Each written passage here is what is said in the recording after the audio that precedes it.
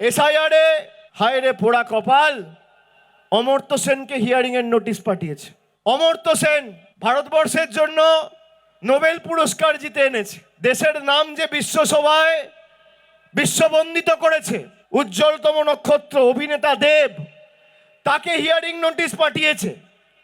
মোহাম্মদ শামি যে ওয়ার্ল্ড কাপে খেলে দেশের জন্য বিশ্বকাপ জিতেছে, তাকে এসআইআর এর নোটিশ পাঠিয়েছে। নোটিশ পাঠিয়ে আনম্যাপ করে দেওয়ার চক্রান্ত।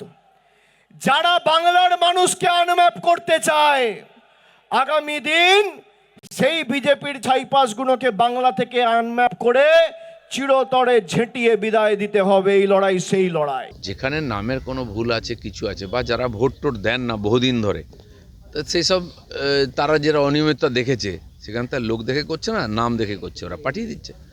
আর বয়স্ক মানুষ যদি কেউ থাকেন, আমার তো বক্তব্য হচ্ছে তার বাড়ি গিয়ে ভেরিফিকেশন হওয়া উচিত।